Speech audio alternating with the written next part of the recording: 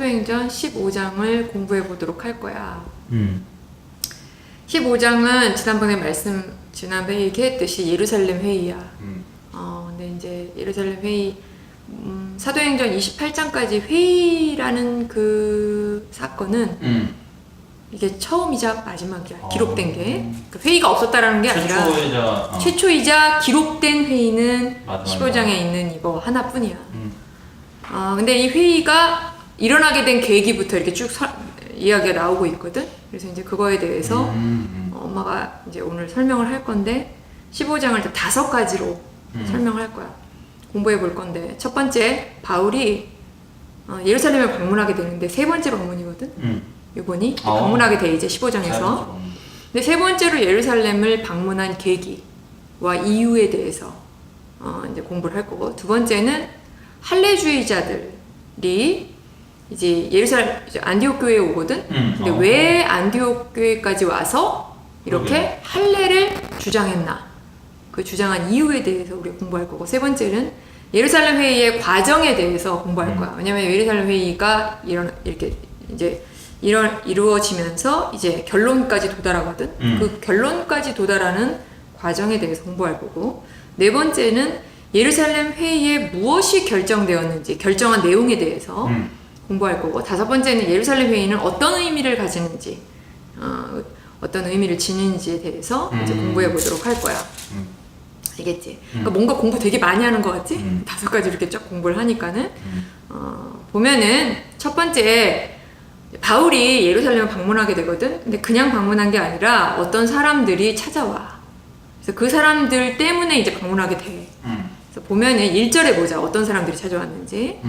어떤 사람들이 유대로부터 내려와서 형제들을 가르치되 너희가 모세의 법대로 할례를 받지 아니하면 능히 구원을 받지 못하리라 하니 하고 이야기를 하는데, 여기서 어떤 사람들이 유대로부터라고, 예루살렘 교회의 교인 중에 어떤 사람들이 왔다는 거야. 어디로? 안디옥 교회까지. 이 어떤 사람들이 수리아 안디옥 교회까지 방문을 한 거야. 방문했을 뿐만 아니라 이들이 교인들을 가르쳤어. 주장했어. 무엇에 대해서 주장을 했느냐? 1절에 보면은 이들이 모세의 법대로 할례를 받아야 한다고 가르쳤어. 다시 말하면 모세의 법대로 할례를 받아야 구원을 받을 수 있다라고 말한 거야. 이처럼 예루살렘 교회 안에 교인들 중에 수리아 안디옥 교회까지 와서 할례를 받아야 되고 모세의 율법을 지켜야 된다고 주장하는 사람들이 있었다라는 거야. 어디 안에? 예루살렘 교회 안에. 그러니까 우리가 사실은 이 사건을 통해서 단순히 예루살렘 회의를 했다라는 것도 물론 중요하지만 당시 예루살렘 교회가 어떤 상태에 있었는지, 물론 지난번에도 우리가 살펴봤어. 그죠. 고넬료 사건 때문에. 근데 여기에서도 이제 예루살렘 교회의 상태에 대해서도 우리가 알 수 있게 되는 거야. 보면은 이들로 인해서 결국 이들이 수리아 안디옥 교회에 와서 이 말을 이렇게 가르침을 풀고 이랬기 때문에 그냥 가르침을 풀고 끝난 것이 아니라 이로 인해서 뭐가 생겼냐면 2절에 보면은 적지 아니한 다툼과 변론이 일어난지라. 그러니까 다툼과 변론이 일어나게 된 거야. 이에 안디옥 교회가 뭐를 결정하냐면 2절에 보면은 바울과 바나바와 및 그 중에 몇 사람을 예루살렘에 있는 사도와 장로들에게 보내기로 작정하니 결정한 거야. 누구와 누구를? 바울과 바나바와 몇 사람을 이렇게 예루살렘 교회에 보내기로 결정할 정도로 이게 중요한 사건이었다라는 것을 우리가 알 수 있어. 여기서 우리가 뭔가 하나 이렇게 살펴볼 게 있는데 뭐냐면 바울이 엄마가 제일 처음에 이야기했지. 예루살렘에 몇 번째로 방문했다고? 3번째로 방문했다고 그랬어. 그러면 바울이 이렇게 그동안 이렇게 어떻게 방문했는지 예루살렘을 한번 이렇게 보도록 하자. 첫 번째 방문은 언제였냐면 다메섹 도상에서 예수님을 만나고 나서 3년 만에 이제 예루살렘을 방문하게 돼. 그래서 게바를 만났고 이렇게 나오잖아. 지난번에 공부했을 거야. 이게 첫 번째 방문이고, 2번째 방문은 회심한 지, 그러니까 예수님을 만나고 나서 14년 만에 예루살렘 교회의 부조를 갖다 주려고 이제 방문한 것이 2번째 방문이고, 이 세 번째 방문이 언제 방문한 거냐면은 이렇게 1차 선교 여행을 지금 다녀왔잖아. 네. 지금 다녀오고 나서 지금 첫 번째 사건이야. 그치? 근데 1차 전도 여행이 몇 년 정도 걸렸다 그랬어? 2년 내지 3년 걸렸다 그랬어. 그러면은 부조의 일로 예루살렘에 두 번째 방문했을 때가 회심하고 나서 14년이라고 그랬지? 그리고 나서 부조의 일을 마치고 나서 곧바로 1차 선교여행을 간 거야. 1차 선교여행이 2년에서 3년 정도 들렸으니까는 16년에서 17년. 그렇지. 16년에서 17년 정도 지나고 나서 이제 1차 선교여행 마치고 나서 이제 세 번째 방문을 한 거잖아. 즉 세 번째 방문은 회심한 후에 한 17년 정도 지나서 방문했다라는 얘기야. 무슨 말인지 알겠지? 이해가 됐지? 그러면 사실은 이 세 번째 방문은 고넬료 사건하고 한번 연결해서 생각해 봐야 돼. 왜냐면 고넬료 사건 때 기억하겠지만 이 할례주의자들이 뭐라 그랬어? 베드로를 비난했잖아. 왜냐면 이방인과 먹었다, 같이 지내고 먹었다라는 것 때문에 비난했잖아. 그러면서 우리가 그때 뭐를 공부했냐면 할례주의자들에 대해서 공부했잖아. 이 세 번째 방문은 11장 2절 3절에 보면은 베드로가 예루살렘에 올라갔을 때에 할례자들이 비난하여 이르되 내가 무할례자들을 집에 들어가 함께 먹었다 하니 하면서 할례자들이 베드로를 비난했단 말이야. 그치? 그것이 언제 사건이었냐면은 이 지금 세 번째 방문의 한 7년 전의 사건이야. 오래됐구나. 그러니까 세 번째 방문이 할 때 7년 전에 있었던 이거. 엄마가 이 얘기를 왜 하느냐? 지금 할례주의자들 7년 전에 고넬료 사건 때문에 할례주의자들이 주장한 그거. 그때 근데 사실 다 받아들였잖아. 그죠. 그치? 받아들였다고 그랬잖아. 하나님께서 이방인들도 유대인과 똑같은 하나님의 백성 삼아주셨다고. 성령이 임하고 그죠. 예수 그리스도 말미암아 받아줬는데 이걸 다 만장일치로 받아들였단 말이야. 그때 당시 예루살렘 교인들이. 그죠. 할례주의자들도 비난하는 사람들도. 그런데 7년 그리고 나서 7년이라는 세월이 지난 거야. 그러면 이들이 과연 변했을까? 그죠. 이 받아들인 것처럼 그때 당시에 받아들였는데 과연 이들이 변했을까? 어떻게 됐을까를 보여주는 게 지금의 사건이라는 거야. 그래서 엄마가 지금 이렇게 길게 설명을 한 거야. 그래서 시간대를 보여준 거고. 그러니까 시간대를 말해준 거고 지금 이들의 상태를 통해서 예루살렘 교회의 상태를 우리가 볼 수 있다라는 거기 때문에 엄마가 지금 다시 설명을 한 거야. 보면은 베드로가 욥바 환상과 이방인 고넬료 사건을 통해서 무할례자인 이방인들도 동일하게 하나님의 백성을 삼아주셨다라는 그 사실을 예루살렘 교인들이 다 받아들였어. 그런데 사실은 7년이라는 세월이 흐른 다음에 우리가 뚜껑을 딱 열어보니까 지금 어떤 사람들이 예루살렘 교회 안에 있었던 사람들 그 중에 어떤 사람들이 안디옥 교회까지 와서 할례 받아야 된다, 율법 지켜야 된다 이걸 주장하고 있었단 말이야. 그럼 이걸 통해서 우리가 뭐를 느끼냐면은 아직도 예루살렘 교회 안에 있었던 성도 중에 유대주의적인 관습과 습관 그리고 뭐 이런 선입관들에 대해서 지켜야 된다는 벗어나지 못한 상태였구나라는 것을 어느 정도 감지하고 있다라는 거야. 그죠. 느낄 수 있다라는 거야. 무슨 말인지 알겠지? 근데 사실은 이런 사람들이 어디까지 와서 안디옥 교회까지 와서 주장한 거야. 그러면 여기서 우리가 살펴볼까? 두 번째 뭘 살펴보냐? 도대체 할례주의자들은 왜 안디옥 교회까지 와서 이런 주장을 했을까? 그죠. 그 이유에 대해서 한번 살펴보도록 할 거야. 첫 번째 1절에 보면은 모세의 법대로 할례를 받지 아니하면 이들은 이방인들이 어떻게 생각했냐면 예수님을 믿어서 신자가 됐어. 이방인들이 예수님을 믿어서 신자가 됐는데 이걸로 충분하지 못하다고 생각했어. 신자가 됐을지라도 이걸로 끝이 아니다. 니네들은 이방인들은 예수님을 믿어 신자가 됐다고 할지라도 뭔가를 하나 더 해야 돼. 그게 뭐냐면 모세의 법을 지켜야 되고 할례도 받아야 된다라고 주장했다라는 거야.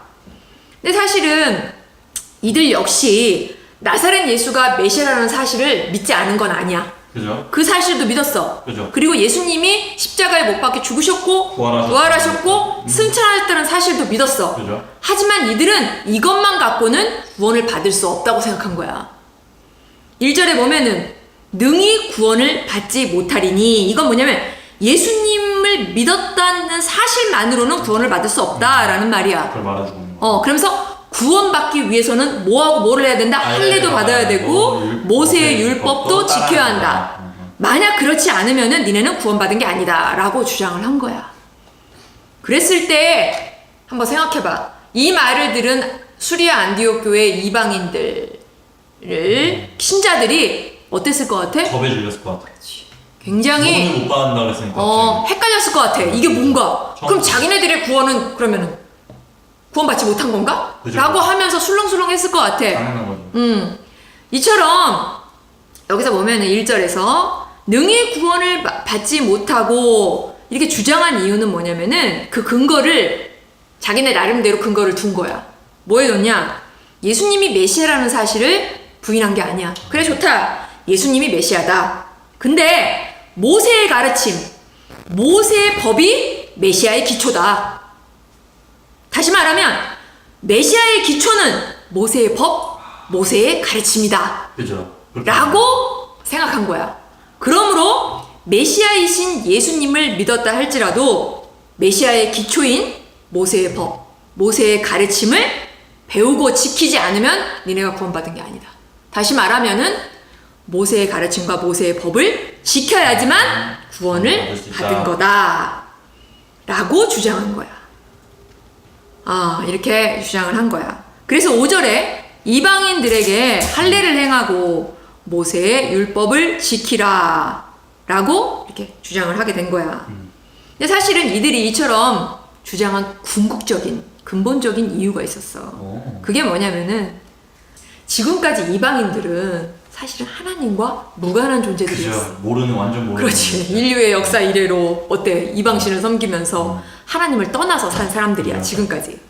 근데 이런 이방의 문화와 사상을 갖고 있었던 이방인들이 아무런 조건 없이 단 하나 예수님을 믿었다는 사실만으로 갑자기 자기들과 동등한 위치, 메시아의 왕국, 하나님의 동일한 백성이 된다는 사실을 이들은 히브리인들은 받아들일 수가 없었던 거야. 그죠. 이해가 되니? 이해돼. 자신들이 조상 대대로 지켜왔던 히브리인들의 민족적인 특성, 즉 자신들의 역사, 문화, 언약 백성이라는 사실, 그죠. 선택받은 민족, 오랜 세월 동안 조상 대대로 내려왔던 것들을 다 아무것도 아닌 거로 이렇게 치부해버리고 없어져 버리는 게 아닌가라고 느낀 거야. 왜냐면은 이거 지금까지 이방인들은 이런 거 안 지키고 살았잖아. 그죠.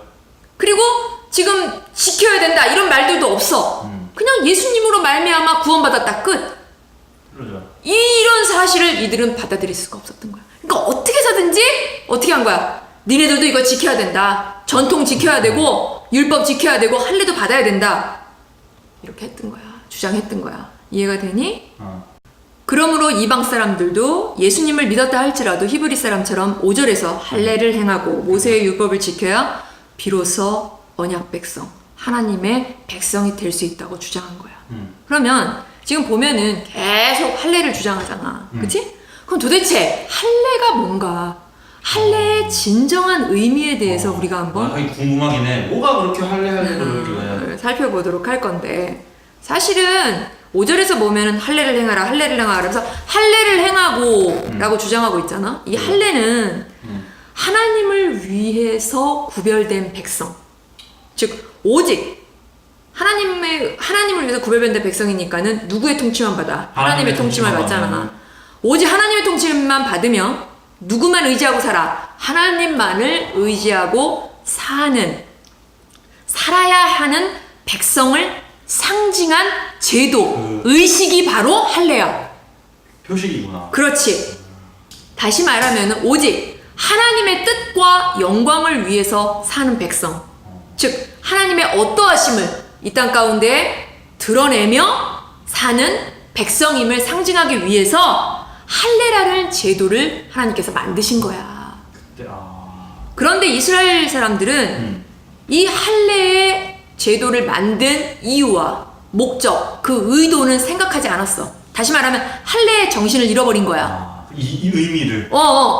그리고 주신 의도대로 백성답게 선택받은 구별된 백성답게 이렇게 하나님의 의와 영광과 뜻을 위해서 순종하며 살지 않았어. 지금까지. 그래서 하나님께서 제정한 목적과 의도와는 다르게 어떻게 했냐면 지금까지 어떻게 살았냐면은 형식만을 지키면서 형식만을 붙들고 형식만을 지키면서 어떻게 했냐면 자기는 선택된 백성이다. 그렇게 선민 사상만을 갖고 자부하면서 형식만을 지키면서 자기들은 선택된 구별받은 백성이다라는 자부심만을 가지면서 자기의 위치를 자랑하는 도구로 삼은 거야. 뭐를? 할례를. 좋네. 무슨 말인지 알겠지? 그리고 이젠 할례의 외형적인 형식만을 붙들고 무슨 일을 했느냐? 지금 어디까지 찾아와서 이방 최초의 이방 교회인 수리아 안디옥 교회까지 찾아와갖고 지금 하나님이 하시는 일들을 막아쓴 거야. 그러면서 교회를 뭐에 빠뜨린 거야? 혼란에 빠뜨리게 만드는 그런 일을 지금 하고 있었다라는 거야.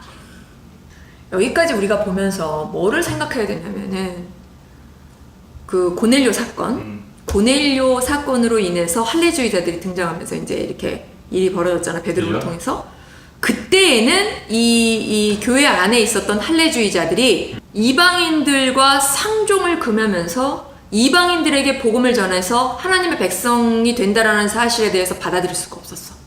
그때는. 근데 지금은 어때? 이제는 그 사실은 이제 받아들였어. 우리하고 동일하게 하나님 백성 삼아주셨구나. 이렇게 받아들였는데 이제는 거기에다가 뭐를 막 추가하는 거냐면은 할례 받아야 된다. 모세의 율법을 지켜야 된다. 이런 것들로 자꾸 추가해서 결국은 니네들은 뭐 받은 게 아니다? 구원받은 게 아니다. 라는 것으로 자꾸 몰아가는 그런 일들을 했다라는 거야.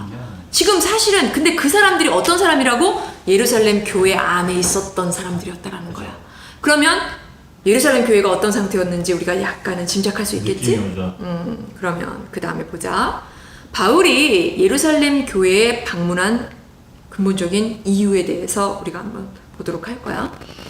이들이 안디옥 교회까지 찾아와서 이렇게 주장을 한 이 일로 인해서 2절에 보면은 바울 및 바나바와 그들 사이에 적지 아니한 다툼과 변론이 일어난지라. 바울과 바나바와 다툼이 있을 정도로 아까 말했지? 교회를 혼란에 빠지게 했다라는 거야. 오직 예수 그리스도로. 지금 수리아 안디옥 교회는 어떤 상태였냐면 오직 예수 그리스도로 말미암아 구원을 받는다는 그 진리. 이 진리가 이방에게로 막 거침없이 뻗어 나아갈 수 있는 베이스 캠프의 아주 중요한 역할을 하는 거점 교회가 되는 그런 교회야. 아주 하나님의 뜻을 이루는 굉장히 거점이 되는 교회로서 그 역할을 잘 감당하고 있는 그런 상황이야. 그런데 이런 중요한 시점에 사실은 이들의 주장은 기독교의 본질을 뒤흔드는 이렇게 아주 굉장히 위험한 발언이었다라는 거야. 그렇네. 뿐만 아니라 안디옥 교회에도 이렇게 혼란을 빠뜨렸지만 이것이 다른 이방 교회까지도 파급 효과가 미칠 수 있었다라는 거야. 그렇네. 영향을 미치어서 다른 이방 교회까지도 혼란을 빠뜨릴 수 있다라고 사도 바울이 판단한 거야. 그래서 그냥 있을 수가 없다라고 사도 바울이 생각을 한 거야. 다시 말하면 문제의 심각성을 간절하게 사도 바울이 느낀 거야.